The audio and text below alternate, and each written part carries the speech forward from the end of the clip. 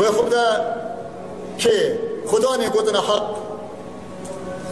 الا تريد ان تدخل الجنه ما تنبت بشا بحشته ريقا بحشته وضحها يهات يكون كنن الكلمه كبتندا وهي او كلمه الاطاعه قداري اطاعه لمن قداري كيبكي يا كيبكي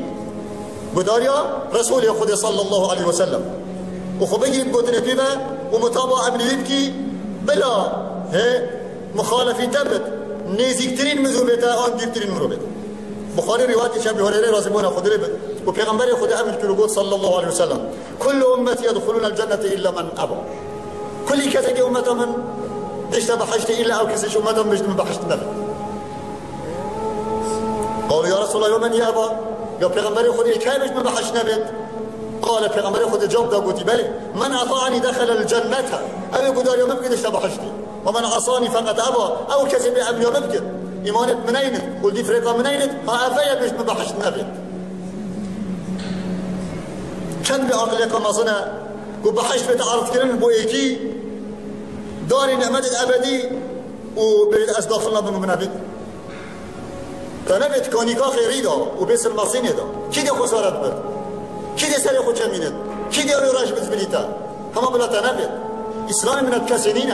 خدي من الكاسنين پیغمبر خدي من الكاسنين وما عليك الا البلاغ هكذا رب العالمين قلت پیغمبر لعلك باخع نفسك الا يؤمن بهذا الحديث اسفا نزيك در بنجي که حق خودی بالی و خندقینی که خلق ایمان تنین خواجسناك حق مرسلت بست رسالة رب العالمين جاين عالمه فمن شاء فليؤمن يبيا بلا ايمان منك ومن شاء فليكفر يبيا بلا كفر ما منت بويا كي منت ملي هر خلی سری بومجا هر سرشوری و سر چماندن و راشی بومجا بس ام مخلوق رب العالمين رب العالمين چی کرین رب العالمين فيت ام قداري و پیغمبر خودی بکین و دی فرق رب العالمين بچین دا خودت عالم بده بحشتی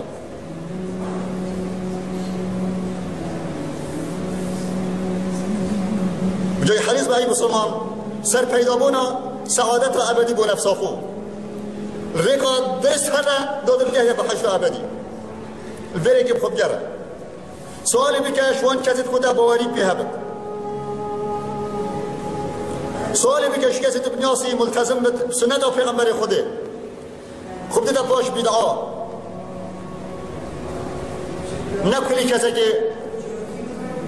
نكل كذا أمامك دانا سرسري خو دبكر هنده يكون سؤال بخشي بكنا الشاربي دلك اشوان بدعا اوان کارت میدر کدیم یت مخالف و سنت پیغمبر خوده و شیل بوید ناف مجتمعی دا و دلک جیل سر مازم بوین و پیر بوین شنسانا سبب اسستیات یا هندکا افید کو تادنن یاسین علمی و انسان بر خداوان ابجاب جافلی کرنه و وان تقصیری کری حتی اف بدعا ابو کبویدین و امنشین خلقی خوشی بکین لازم آية الفصال شيء عالمة تثقوا بواريها بالعلمي مروك الرصد أهل ثقوا بواريها نمروك بالعجيبة الخرف جيبته ومحدث مشعبات بتخاشر